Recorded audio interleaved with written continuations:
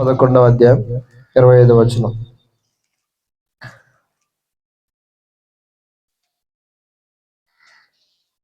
ఆ సమయమున యేసు చెప్పినదేమనగా, తండ్రి, ఆకాశమునకును భూమికిని ప్రభువా, నీవు జ్ఞానులకును వివేకులకును ఈ సంగతులను మరుగు చేసి పసిబాలురకు బయలుపరిచినావని నిన్ను స్తుతించుచున్నాను. అవును తండ్రి, ఈలాగు చేయుట నీ దృష్టికి అనుకూలమాయను. హల్లెలూయా. సరే విందాం. యేసు ప్రభువారు ఆయన ఇక్కడ బెత్సయిదా లేకపోతే కొరాజీన ప్రాంతాలను గద్దించిన తర్వాత వాటి యొక్క స్థితి గురించి తెలియజేసిన తర్వాత యేసు ప్రభు మాట్లాడుతున్న మాట ఏంటంటే, ఒక దినం రాబోతుంది, ఆ దినాన దేవునికి వ్యతిరేకంగా జీవించిన వారందరూ కూడా తీర్పు పొందే దినం ఒకటి రాబోతుంది. అర్థమవుతుందా? ఒకసారి ఆలోచన చేయండి. దేవునికి వ్యతిరేకంగా జీవించిన దినాలు అంటే ఏ కాలంలో చూసుకున్నా, ఏ తరంలో చూసుకున్నా యేసు ప్రభువుని వెంబడించేవారు కొద్దిమంది ఉన్నారు. అర్థమవుతుందా? యేసు ప్రభు కాలంలో కూడా ఆయన భూమి మీద జీవిస్తున్న తరుణంలో కొన్ని వేల మంది యేసుని వెంబడించారు. ఆయన ఇచ్చే రొట్టెల కొరకు, ఆయన ఇచ్చే ఆశీర్వాదాల కొరకు అనేక మంది ప్రజలు యేసుని వెంబడించారు. చివరికి యేసుని హత్తుకొని జీవించింది ఎంతమంది అంటే కేవలం 12 మంది శిష్యులు మాత్రమే. ఆ 12 మందిలో ఒక శిష్యుడు తప్పిపోయాడు. అతడే యూదా ఇస్కరియోతు. మోషే కాలంలో మనం చూస్తే దాదాపుగా 20 లక్షల మంది ప్రజల్ని దేవుడు పాపం అనే బానిసత్వంలో విడిపించిన తర్వాత వారు కానాను యాత్రకు వెళ్తున్నప్పుడు, అంటే దేవుడిచ్చిన స్వాస్థ్యానికి వెళ్తున్నప్పుడు ఎంతమంది ఆ కానానులో ప్రవేశించారు? ఆ తరములో విడిపించబడిన వారంటే 2 మాత్రమే ప్రవేశించారు. ఈరోజు మనం చూసుకున్నట్లయితే ఈరోజు ఎంతో మంది ప్రజలు కూడా యేసు దగ్గరికి రావడానికి సందేహిస్తూ ఉంటారు. ఈరోజు మనము కూడా కొద్ది మందిగా ఆరాధించడంలో ఏమాత్రం ఆశ్చర్యం, అతిశయోక్తమే కాదు. అంటే కొన్ని పరిస్థితులు మనకు ఏర్పడుతున్నప్పుడు, అంటే ఎన్ని తరాల్లో చూసినా, యేసు ప్రభు తరంలో చూసినా, పాత నిబంధన కాలంలో చూసినా యేసుని వెంబడించి మనస్ఫూర్తిగా ఆయన రాజ్యంలో ప్రవేశించిన వారు కొద్దిమందే ఉంటారు. అందుకోసమే బైబిలే చెప్తుంది, ఇరుకు మార్గమున ప్రవేశించండి, ఈ లోకము విశాలమైన మార్గం. కాబట్టి ఈరోజు ఎంతమంది దేవుని ఆరాధిస్తున్నారు అనేది ప్రాముఖ్యంగా అది కాదు, కానీ నిజంగా యేసుని వెంబడిస్తున్న వారు, నిజంగా యేసుని ఆరాధిస్తున్న వారు ఎంతమంది ఉన్నారనేది ప్రాముఖ్యం. ఈరోజు మనము నిజంగా మనస్ఫూర్తిగా యేసుని ఆరాధిస్తున్నామా లేదా అనేది ప్రాముఖ్యం. అర్థమవుతుందా? కాబట్టి ఒక దినం చూస్తే యేసు ప్రభువుని సిలువ వేసినప్పుడు అంటే అనేకులు ఏం చేశారు? ఆయన విడిచిపోయారు. సరే, ఈ సమయంలో యేసు ప్రభు చెబుతున్న మాటలు ఏంటంటే, అక్కడ కపెర్నహూము పట్టణాన్ని గద్దించిన తర్వాత, నీలో నీ ప్రాంతంలో ఇన్ని అద్భుతాలు చేశాను కానీ మీరు మారు మనసు పొందలేదు. కానీ చిన్నల పెదలుకొని వృద్ధుల వరకు భయంకరమైన పాపం చేస్తూ జీవిస్తున్న సొదొమ పట్టణాలు ఒక దినాన, తీర్పు దినాన ఏం చేయబడతాయి? మీ గతి కంటే ఆ పట్టణాల గతి ఓర్వ తగినదిగా ఉంటుంది. కాబట్టి మీరు జాగ్రత్త పడండి ఆ పట్టణాలకు గద్దిస్తున్నాడు. ఈ సమయం చూడండి, యేసు ప్రభువు ఆ సమయంలో చెప్పినది ఏమనగా, తండ్రిని స్తుతిస్తున్నాడంట. ఏమనంటే, తండ్రి, ఆకాశమునకును భూమికిని ప్రభువా. ఎవరు? ఈ ఆకాశములను భూమిని సృజించింది ఎవరంటే యేసు ప్రభువారు. అర్థమవుతుందా? ఎందుకంటే బైబిల్లో మనం చూస్తున్నట్లయితే ఆ సృష్టి యొక్క విధానము, సృష్టి ఏ విధంగా నిర్మించబడిందో మనం ఆదికాండం 1వ అధ్యాయం చదివితే మనకు అర్థమవుతుందా? ఇప్పుడు మనం నివసిస్తున్న ఈ భూమి కావచ్చు, మనం పైకి చూస్తున్న ఈ ఆకాశము కావచ్చు, ఈ సముద్రాలు కావచ్చు, ఏ విధంగా ఏర్పడ్డాయో, ఏ విధంగా నిర్మించబడ్డాయో మనకు ఆదికాండము గ్రంథము వివరిస్తూ ఉంది. యేసు ప్రభువారంట మాట చేత కలుగజేశాడట. దేని చేత కలుగజేశాడైనా? మాట చేత. ఈ యొక్క భూమి కలుగునుగాక, సృష్టి కలుగునుగాక, ఆకాశం కలుగునుగాక అంటే ఇవన్నీ కలిగినాయంట.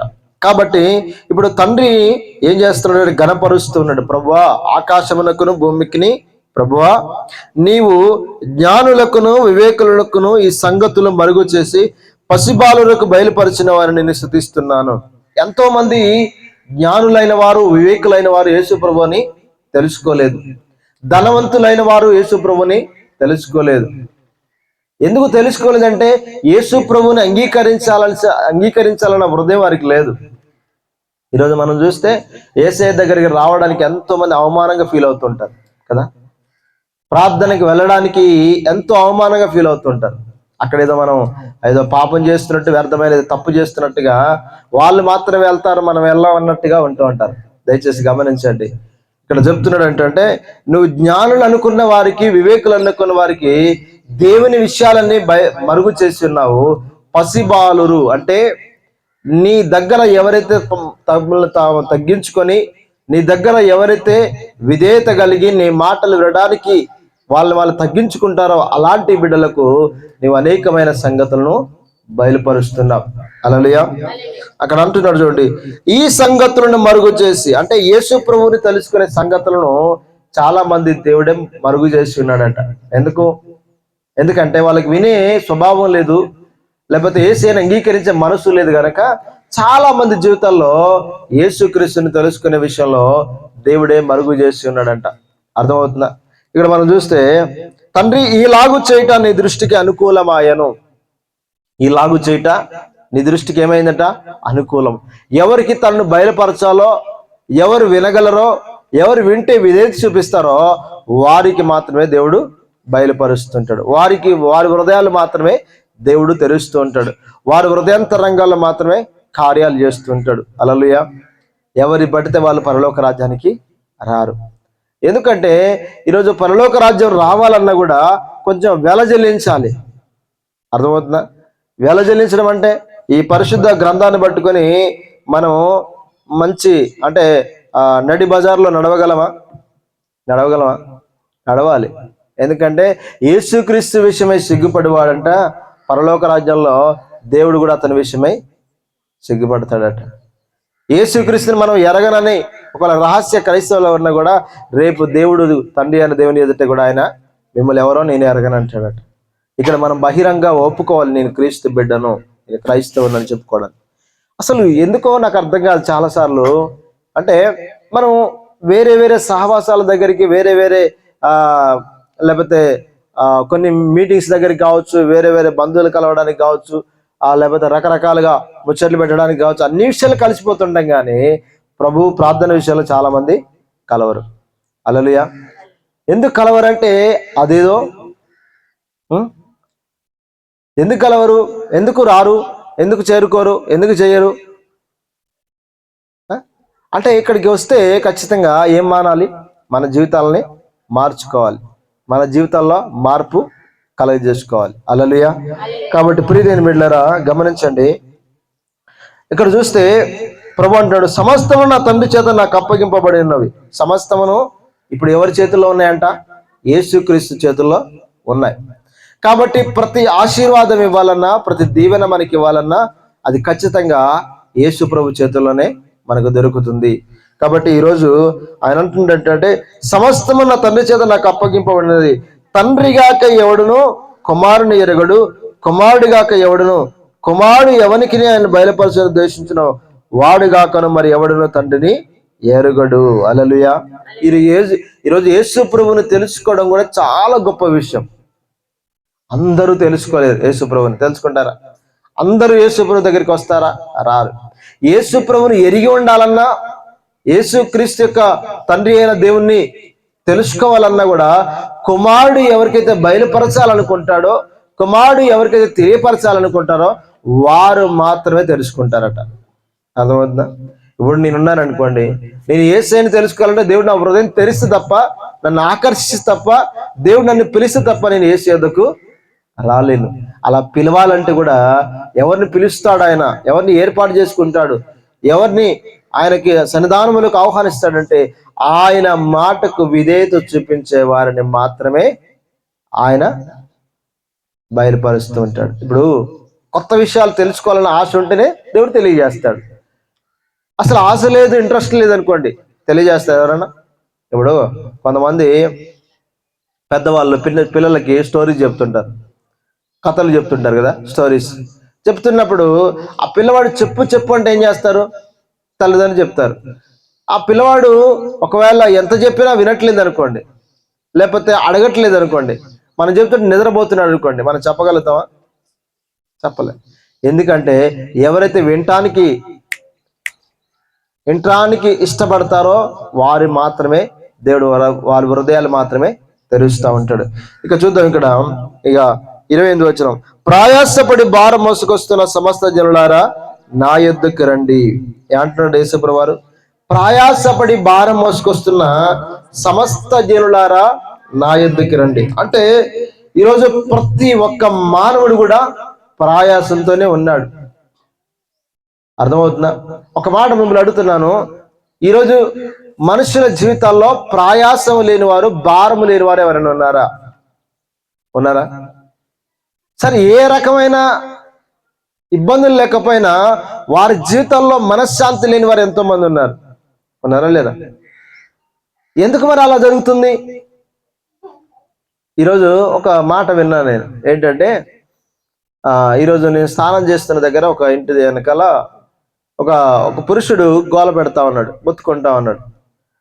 తన భార్య అంటా ఉంది, సంవత్సరానికి ఒకసారి పండగ పూట ఏం గోలమ్మా, ఇది న్యాయమా పాపమా అంటుంది. హల్లెలూయా.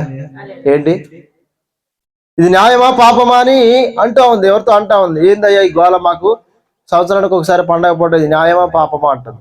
నేను అనుకున్నాను అది పాపమే అనుకున్నాను. హల్లెలూయా. ఎందుకు?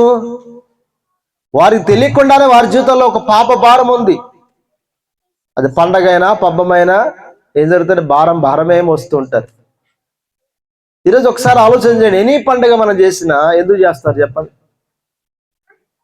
దేని కొరకు చేస్తారు? మంచిగా నీతిగా బ్రతకడానికి చేస్తారా? ఈ పండుగ రోజు యథార్థంగా ఉండాలని చేస్తారా? ఈ పండుగ రోజు పరిశుద్ధంగా ఉండాలని చేస్తారా? దేని కొరకు చేస్తారు? గమనించండి, ఎన్నో కుటుంబాల్లో, ఎన్నో జీవితాల్లో ఫెస్టివల్ చేసుకొని ఏం చేస్తూ ఉంటారంటే మంచిగా తెచ్చుకుంటారు, తాగుతారు, వండుకుంటారు, కానీ వండిది తినేంత వరకు కూడా వారి జీవితాల్లో నెమ్మది ఉండదు. వండుకున్న కుండలు కూడా తినే పరిస్థితి ఉండదు కొన్ని జీవితాల్లో కదా. ఇప్పుడు చెప్పాలి, వారి జీవితం నిజంగా పండగ ఉన్నట్టా లేనట్టా? పండగ అనేది వస్తువుల బట్టి రాదండి. అప్పటి వరకు మంచిగా వేస్తూ ఉంటారు, మంచిగా మాట్లాడుకుంటారు, కొంచెం ఎక్కువగానే రివర్స్ అయిపోతారు కదా. భర్త భార్యని కొట్టుకోవడం, తిట్టుకోవడం, వండుకున్న కుండలు కూడా తినకుండా ఎన్నో జీవితాలు పాడైపోయిన జీవితాలు ఉన్నాయి. పండగ అంటే అర్థం ఏంటంటే హృదయాంతరంగంలో నెమ్మది ఉండాలి, హృదయాంతరంగంలో ప్రశాంతత ఉండాలి. అర్థమవుతుందా? ఈరోజు చాలా మంది ప్రయాసపడి ఏం చేస్తున్నారంట, ప్రయాసం పడుతున్నారు. ఎందుకు పడుతున్నారో తెలియదు, ఎందుకు వెళ్తున్నారో, ఎందుకు చేస్తున్నారో తెలియదు, కానీ వారిలో ఒక భారం ఉంది. ఏంటి ఆ భారం అంటే, పాపం అనే భారము ప్రతి మానవుల్లో ఉంటుంది. ఒకసారి గుర్తుపెట్టుకోండి, పాపము ఎక్కడ ఉంటుందో అక్కడ సమాధానం ఉండదు, పాపము ఎక్కడ ఉంటుందో అక్కడ నెమ్మది ఉండదు, పాపము ఎక్కడ ఉంటుందో అక్కడ విచ్చలవిడిగా ఏం జరుగుతుందంటే దేవునికి విరుద్ధమైన పనులే జరుగుతుంటాయి. అందుకోసం ప్రభు అన్నాడు, ప్రయాసపడి భారం మోసుకొస్తున్న సమస్త జనులారా. అంటే ఈ లోకంలోనే ప్రతి ఒక్కరిని పిలుస్తున్నాడు, సమస్త జనులారా ఎవరి యొద్దకు రండి? నా యొద్దకు రండి. ఏమిస్తాడట? విశ్రాంతిని ఇస్తాడట. విశ్రాంతి అంటే అర్థం ఏంటి? విశ్రాంతి అంటే అర్థం ఏంటి? ఇప్పుడు బాగా ఎండలో నడుచుకుంటూ పోతున్నసరికి బాగా ఎండ కొడతా ఉంది, గాలి రావట్లేదు. ఒక చెట్టు, ఒక మంచి పచ్చని చెట్టు కింద, ఒక యాప చెట్టు కింద కూర్చున్నాం. ఎలా ఉంటుంది అప్పుడు? అప్పుడు అనుకోకుండా ఒక భయంకరమైన గాలి వచ్చింది అనుకోండి, ఎలా ఉంటుంది అప్పుడు? ఆ చెట్టు కింద కూర్చున్నప్పుడు భయంకరంగా అంటే గట్టిగా గాలి వచ్చింది అనుకోండి, ఎలా ఉంటుంది? చల్లగా ప్రశాంతంగా ఉంటుంది కదా, అవునా? అప్పటి వరకు ఎండ వేడికి తట్టుకోలేక, నడవలేక, ఆయాసపడుతూ తూలిపోతున్న మానవుడు ఒక్కసారిగా ఆ చెట్టు కింద ఎప్పుడైతే కూర్చున్నాడు, ఆ చెట్టు నుంచి కూర్చున్నప్పుడు చల్లని గాలి వస్తున్నప్పుడు ఎంత ప్రశాంతంగా ఉంటుందో. ఈరోజు పాపం ఎప్పుడైతే మనిషి జీవితాల్లో తొలగిపోతుందో అంతకంటే గొప్ప ప్రశాంతత మానవునికి దొరుకుతుంది. హల్లెలూయా. అర్థమవుతుందా? ఆ భారాన్ని మోస్తున్నారు ఈరోజు. మీకు తెలుసో తెలియదు కానీ కోట్ల రూపాయలు ఉన్నా కూడా కొంతమంది జీవితాల్లో ఏముండదంట, సమాధానం ఉండదు, ప్రశాంతత ఉండదు. కలవరం ఎప్పుడు చూసినా నిరాశ, నిస్పృహలు. ఇవన్నిటి కారణం ఏంటి? ఇవన్నిటి కారణం ఏంటంటే మానవుని జీవితంలో ఒక పాపం అనేది ఉంది. ఆ పాపం మనిషిని ఏం చేస్తుందంట? పట్టుకుంటుంది. ఆ పాపం మనిషిని ఏం చేస్తుందంటే నిద్రపోకుండా చేస్తుంటది. హల్లెలూయా.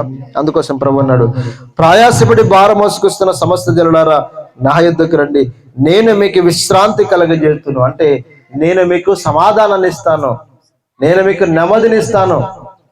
అర్థమవుతుందా? ఒకసారి గుర్తుపెట్టుకోండి, మీరు ఎన్ని దాన ధర్మాలు చేయండి, మీ ఆస్తిని అంతా పంచిపెట్టండి, మీకున్న సర్వస్వాన్ని అర్పించండి.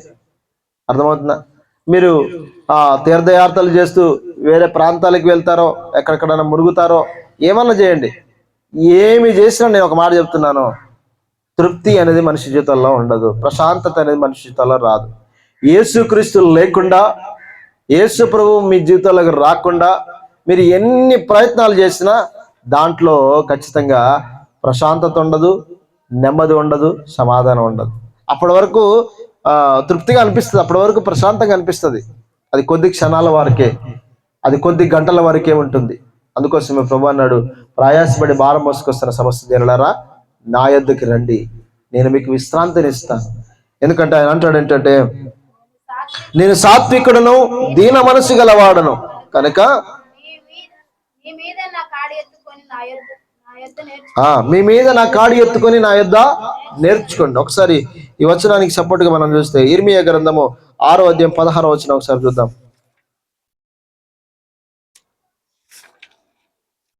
ఇర్మియా గ్రంథం 6వ అధ్యాయం 16వ వచనం.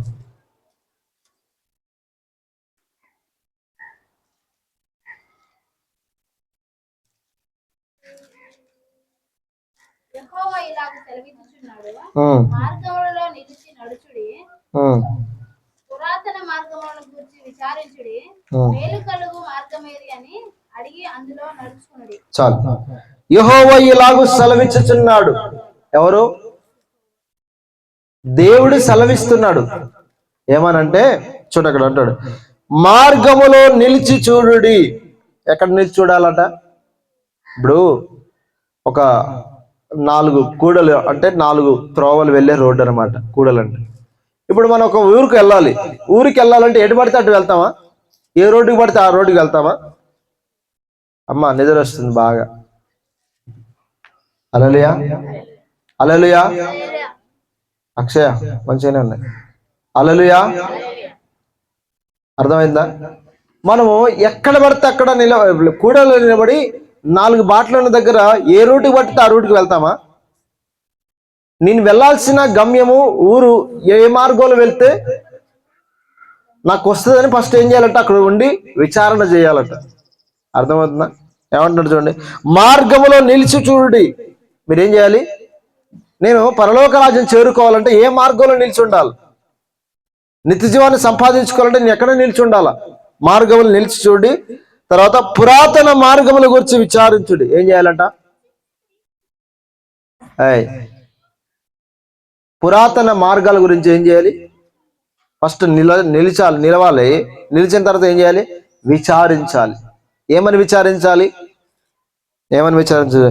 మేలు కలుగు మార్గం ఏదని అడిగి అందులో నడుచుకొనుడి. హల్లెలూయా.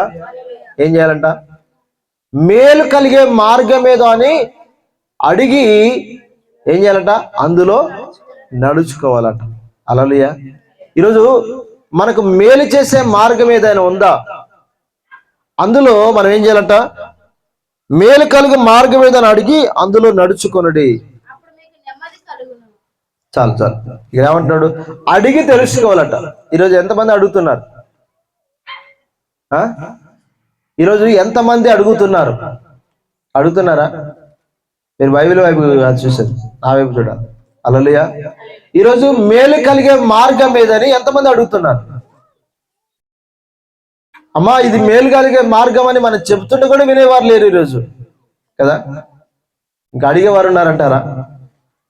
ఇది నిత్య జీవానికి దీన్ని తీసుకెళ్తుంది, పరలోక రాజ్యం నీకు ఇస్తుంది, యేసు ప్రభువు నీ జీవితంలో వస్తే నెమ్మది దొరుకుతుంది, సమాధానం దొరుకుతుందంటే దాన్ని స్వీకరించి వారు లేరు. ఇంకా అడిగేవారు ఉంటారా? ఈరోజు అడిగి తెలుసుకోవాలట. ఈరోజు ఎవ్వరికి కూడా అడిగి తెలుసుకునేంత సమయం లేదండి. ఉందంటారా? ఎప్పుడు చూసిన మనిషి బ్రతకంత లైఫ్లో బిజీ బిజీ బిజీ. ఏం బిజీ? దేని విషయంలో బిజీ? ఏయ్ మంచి విషయం. దేని విషయంలో బిజీ ఉన్నాడు మనిషి? దేని విషయంలో బిజీ ఉన్నాడు? ఏమి తినాలా, ఏమి త్రాగాలా, ఎటు పరిగెత్తాలా, ఏమి సంపాదించాలా, దాని విషయంలో బిజీ అయిపోయాడు మనిషి. కానీ అసలు నాకు ఏ మేలు కలిగే మార్గం ఏంటి? నేను ఈ లోకానికి వచ్చాను, ఈ లోకంలో జీవిస్తున్నాను, నేను ఎక్కడికి వెళ్తున్నాను అని ఆలోచిస్తున్నారు ఎవరైనా? ఏ మనిషి కూడా ఆలోచించట్లేదు. చాలా మంది అనుకుంటున్నారంటే జంతువులు ఎట్లయితే పుడుతున్నాయో చస్తున్నాయో మనుషులు కూడా అంతే అనుకుంటున్నారు. కానీ మనుషులకి జంతువులకి తేడా ఉంది కదా, పక్షులకి జంతువులకి తేడా ఉంది కదా, ఉందా లేదా? మానవుని దేవుడు ఎందుకు చేశాడు, ఎందుకు జీవింపజేశాడు, ఎందుకు ఈ కష్టాలు, ఎందుకు ఇలా ప్రశాంతత లేని స్థితి అని ఎప్పుడైనా ఆలోచిస్తున్నాడా? అసలు నాకు మేలు కలిగే మార్గం ఏదని ఎప్పుడైనా అడుగుతున్నాడా? ఎవ్వరూ అడగట్లే. అలలుయా. మేలు కలిగే మార్గం ఏదని అడిగి తెలుసుకోండి ఇక ప్రభు చెప్తుంటే, అరే బాబు కనీసము చెబుతాం వినండి అంటే కూడా వినేవారు లేరు. ఇంక అడిగేవారు ఉంటారా? ఈరోజు చెబితే వినండి అని చెప్పేసి అంటుంటే కూడా మేము ఉచితంగా మీకు ప్రకటిస్తాం, తెలియజేస్తామంటే వినేవారు లేరు. ఇక అడిగి తెలుసుకునే అంత మహానుభావులు ఉంటారా? ఎవ్వరూ ఉండరు. కాబట్టి గుర్తు పెట్టుకోండి ప్రియదేని బిడ్డలారా, ఈరోజు లోకం దృష్టిలో మనం అందరం కూడా ఎలా ఒంటరి వారం అయిపోవచ్చు. లోకం దృష్టిలో మనం అందరం కూడా ఎలా ఉంటామంటే అజ్ఞానులుగా కనబడవచ్చు కదా. కానీ ప్రియదేని బిడ్డలారా గమనించండి, ఇప్పుడు మనం ఏ మార్గంలో ఉండాలో ప్రభు చెప్తున్నాడు. అప్పుడు ఏం కలుగుతుందంట? మేలు కలిగి మార్గం ఏదని అడిగి అందులో నడుచుకునండి, అప్పుడు మీకు నెమ్మది కలుగును. హల్లెలూయా. అప్పుడు ఏం కలుగుతుందంట? మీకు నెమ్మది కలుగుతుంది. ఈరోజు మనిషి లైఫ్ లో ఉండాల్సింది ఏంటంటే నెమ్మది. ఇప్పుడు అడిగి చూడండి, మీ యొక్క తల్లిదండ్రులు, మీ వాళ్ళని అడిగి చూడండి, మీ బంధువుల్ని, మీకు నెమ్మది ఉందని అడిగి చూడండి ఎవరినైనా. మీకు సమాధానం ఉందా, ప్రశాంతత ఉందా మీ మనసులో అని అడిగి చూడండి ఎవరైనా. చెప్తారా? ఏం ఆన్సర్ ఇస్తారో మీరు అడిగి చూడండి. నీ హృదయంలో నువ్వు నెమ్మదిగా ఉన్నావా? నీ హృదయంలో నువ్వు ప్రశాంతంగా ఉన్నావా? అడిగి చూడమంటాను. హల్లెలూయా. అంటే నేను అనుకుంటే ఏంటంటే ఇక్కడ ఉన్న వారందరూ కూడా ఉందనుకుంటున్నా. సరే, మీకు లేకపోయినా మీరు కూడా ప్రభుని అడిగి చూడండి. అర్థమైందా? ఒకవేళ నీకు లేదనుకోండి, ఫస్ట్ నువ్వు సరి చేసుకో. ఒకవేళ నీకుంటే కనుక యేసయ్య దగ్గరికి వెళ్ళినప్పుడు ఆయన సరిధిలో కూర్చున్న నాకు ప్రశాంతత దొరుకుతుంది అనుకుంటే మీ కుటుంబాలను అడిగి చూడండి, మీ వాళ్ళని, మీ బంధువుల్ని, స్నేహితులు అడిగి చూడండి, నీకు ప్రశాంతత ఉందా, నీ మనసులో నెమ్మది ఉందా అని అడుగు చూడండి, ఏం ఆన్సర్ ఇస్తారు. అర్థమవుతుందా? మనకి ఎప్పుడు నెమ్మది దొరుకుతుంది, ప్రశాంతత దొరుకుతుందంటే యేసు ప్రభు మార్గంలో ఉన్నప్పుడే. మేలు కలిగే మార్గం ఏంటంటే యేసయ్య మార్గమే. యేసు ప్రభు ఎవరి జీవితాలు అయితే ఉంటాడో, యేసు ప్రభు ఎవరి జీవితాల్లో ఉంటాడో, ఎవరు యేసయ్యతో ఉంటారో వారి జీవితాల్లో ఏం దొరుకుతుందంట? ప్రశాంతత, నెమ్మది కలుగుతుంది. చాలా మంది అంటారట, చూడండి అక్కడ, అయితే వారు మేము అందులో నడుచుకోనమని చెప్పుచున్నారు. అందులో మేము నడుచుకుని మాకు యేసయ్య అక్కర్లేదు అంటారట. ఈరోజు ఎంతమంది అంటారు యేసయ్య అక్కర్లేదు కదా? ఈరోజు ఎంతమంది యేసయ్య అక్కర్లేదని జీవిస్తున్నారు. మాకు అవసరం లేదు, మాకు నెమ్మది అవసరం లేదు మాకు ఈ లోకాలు. హల్లెలూయా. కానీ ప్రియదేని బిడ్డలారా, చాలా మంది జీవితాల్లో, చాలా మంది కుటుంబాల్లో ఈరోజు మన లోకంలో మనం చూసినట్లయితే ఎవ్వరు కూడా ప్రశాంతత కానీ నెమ్మది కానీ లేని పరిస్థితిలో ఉన్నారు. మరి ఎట్లా వస్తుంది నెమ్మది, ప్రశాంతత అంటే మేలు కలిగే యేసయ్య మార్గాన్ని ఎవరైతే అంగీకరిస్తారో, ఎవరైతే స్వీకరిస్తారో వారి జీవితాల్లో ఉంటుంది. ఇంకొక పొరపాటు ఏంటంటే ఈరోజు యేసయ్య బిడ్డలు మనం చెప్పుకొని యేసయ్య మార్గంలో నడవని వారందరిని బట్టి కూడా ఈరోజు లోకంలో ఏం జరుగుతుందంట? దేవునికి అవమానం వస్తుంది కదా. మనం దేవుని బిడ్డలను చెప్పుకుంటున్నాం, మనకేమన్నా నెమ్మది లేదు. ఎందుకు లేదు నెమ్మది? అసలు యేసయ్య మనం పరిపూర్ణంగా మనలో ఉంటే కదా. హల్లెలూయా. లేకపోవడం వల్ల, వీళ్ళు ప్రశాంతత పొందకపోవడం వల్ల మరలా దేవునికి ఇండైరెక్ట్ ఏం చేస్తున్నారు అంటే దేవునికి అవమానమే తీసుకొస్తున్నారు కదా. హల్లెలూయా. కాబట్టి ప్రియదేని బిడ్డలారా, ఇక్కడ ప్రభు అంటున్నాడు, ప్రయాసపడి భారం మోసుకొస్తున్న సమస్త జనులారా నా దగ్గర రండి. ఏ భారమైనా ఉండండి. ఈరోజు చాలా రకాల భారాలు ఉన్నాయి కొంతమంది జీవితాల్లో కదా. ఏ రకమైన భారం అంటే ఆర్థిక భారాలు ఉన్నాయి, అప్పుల భారాలు ఉన్నాయి, ఇంకా రకరకాల ఆ అంతరంగంలో తీరని అనేక రకాల పాపముతో కూడిన భారాలు మనుషుల జీవితాల్లో ఎన్నో ఉన్నాయి. అవన్నీ ఎప్పుడైతే తొలగిపోతాయో, ఆ భారం అంతా ఎప్పుడైతే తొలగిపోతుందో, ఆ పాపం అంతా ఎప్పుడైతే కడిగివేయబడుతుందో, ఆ పాపం అయితే ఎప్పుడైతే క్షమించబడుతుందో, అప్పుడు మాత్రమే ప్రశాంతత. మేము ఒక ప్రశ్న అడుగుతున్నాను, దొంగతనం చేసిన వాడికి ప్రశాంతత ఉంటుందా? ఇప్పుడు దొంగతనం చేసి ఇప్పుడు బయటకు వచ్చాడు, అప్పుడే ఆ రోడ్డు నుంచి పోలీస్ కారు పోతుంది, వారి పరిస్థితి ఎలా ఉంటుంది? దర్జాగా నడుచుకుని పోతాడా? ఆ సౌండ్ వినగానే చెమటలు పట్టేస్తుంటాయి, ఎక్కడ దొరుకుతానేమో, ఎవరైనా చూశారేమో నన్ను. అంటే గమనించండి, పాపము మనిషి జీవితాల్లో ఏం లేకుండా చేస్తుందంటే ప్రశాంతత లేకుండా, నెమ్మది లేకుండా చేస్తుంది. హల్లెలూయా. కాబట్టి ఏ రకమైన పాపం కానీ, ఇక్కడ ఏమంటున్నాడంటే నీది ఏ భారమైనా కావచ్చు, ఏ భారంతో నువ్వున్నా, వాళ్ళు ఒప్పుకొని నా యొద్దకు వస్తే ఖచ్చితంగా నీ భారాన్ని తొలగించి నీకు విశ్రాంతిని ఇస్తాను, నీకు నెమ్మదిని ఇస్తాను అంటున్నాడు. కాబట్టి ప్రియదేని బిడ్డలారా, ఈరోజు మనం అందరం గుర్తుపెట్టుకోండి, ఈ ప్రపంచంలో పుడుతున్న ప్రతి మానవుడు కూడా దేంతో పుడుతున్నాడు? పాపం అనే భారంతో పుడుతున్నాడు, పాప స్వభావంతో పుడుతున్నాడు. జన్మతః కర్మతః అందరు కూడా పాపులుగానే ఉన్నారు. అంటే కర్మతః అంటే అర్థం ఏంటంటే, కొంతమంది ఏమో జన్మతః అంటే జన్మించినప్పుడే పాప స్వభావంలో ఉంటుంది, కొంతమంది ఏమో పెద్ద అయిన తర్వాత పాపం చేస్తున్నాడు, అది కర్మ పాపాలు. అంటే ఈ రకమైన జన్మతః కర్మతః పాపాలను పోవాలంటే యేసుక్రీస్తు రక్తమును ఆశ్రయించాలి, ఆయన అంగీకరించాలి. దేవా నా పాపములు క్షమించమని అడిగితే ఖచ్చితంగా ఆయన మన పాపములు క్షమించి మనకి విశ్రాంతినిస్తాడు, నెమ్మదినిస్తాడు. హల్లెలూయా. కాబట్టి ఈరోజు మనం అందరం కూడా ఆయన రక్తములో, ఆయన కార్చిన రక్తంలో మన సమస్త పాపములు కడిగి వేసుకుందాం. ఈరోజు నీకు ఏ భారం అన్నా, నువ్వు ఎలాంటి స్థితిలో ఉన్నా యేసయ్యను అడుగు, ఖచ్చితంగా నీ భారాన్ని తొలగిస్తాడు ఆయన. ఎందుకంటే ఆయన దీన మనసు గలవాడును సాత్వికుడు అని అంటున్నాడు ఆయన. కాబట్టి ఆయన కాడి ఎత్తుకొని ఆయన యొద్ద నేర్చుకోవాలి. మనం అందరం కూడా ఆయన యొద్ద ఎప్పుడు నేర్చుకుంటూ ఉండాలి. కాబట్టి ప్రియదేని బిడ్డలారా, ఈరోజు నీ జీవితం, నా జీవితం, ఒకవేళ ఇంకా నువ్వు ఏదైనా ఒక భారం చేత బాధించబడుతున్నావేమో, ఇంకా నువ్వు ఏదైనా పాప భారం నీలో నాలో ఉందేమో, ఆ పాప భారం తొలగిపోవాలంటే ఈరోజు మనం అందరం కూడా యేసయ్యని అడుగుదాం. ప్రభువా నన్ను క్షమించు, ప్రభువా నన్ను కనికరించు దేవా నాయన, నేను ఎన్నో రకాల పాప భారంతో ఉన్నానయ్యా, అయ్యా నెమ్మది లేని స్థితిలో ఉన్నానయ్యా, ప్రశాంతత లేని స్థితిలో ఉన్నాను అయ్యా, సమాధానం లేని స్థితిలో ఉన్నాను ప్రభువా నా తండ్రి, మీరే సహాయం చేయండి దేవా, నీకు వందనాలు అయ్యా అని చెప్పేసి ప్రతి ఒక్కరిని కూడా మనం ఈ సమయంలో దేవుని సన్నిధిలో ప్రార్థన చేద్దాం. ఒకవేళ ఇంకను పాపం చేస్తున్నట్లయితే, ఇంకా నువ్వు చేసిన పాపాలు ఏమైనా ఉన్నట్లయితే దయచేసి ప్రభు సన్నిధిలో ఒప్పుకుందాం, మన భారం అంతా ఆయనపై వేద్దాం. ఇదిగో ఆయన దగ్గరికి వెళ్తే మనం ఖచ్చితంగా మనకు విశ్రాంతిని ఇస్తాడు. ఆయన ఏమంటున్నాడంటే, ప్రయాసపడి భారం మోస్తున్న సమస్త జనులారా నా యొద్దకు రండి. ఈరోజు మీరు ప్రయాసపడుతున్నారు, పాపం అనే భారం మోస్తున్నారు, ఆ పాపం అనే భారం తొలగించుకోలేకపోతున్నారు, ఆ పాపం అనే భారాన్ని తీసివేసుకోలేకపోతున్నారు. మీకై మీరు ఎవరు తీసుకేసుకోలేరు, మీకై మనం ఎవరం కూడా ఆ పాప భారాన్ని తీసివేసుకోలేము. యేసు ప్రభు తప్ప ఆ పాప భారాన్ని తీసివేసేది ఎవరు కూడా ఈ లోకంలో లేరు. ఈరోజు చాలా మంది పాపముని ఊబిలో పడిపోయి ఉన్నారు. ఆ పాపముని ఊబిలో బయటపడాలని ఎంతోమంది చూస్తున్నారు, కానీ వాళ్ళు బయటికి రాలేకపోతున్నారు. ఈరోజు మనుషులు ఎవరు కూడా అతను ఆ బయటికి తీసుకురాలేరు, వైద్యులు ఎవరు కూడా అతను బయటికి తీసుకురాలేరు.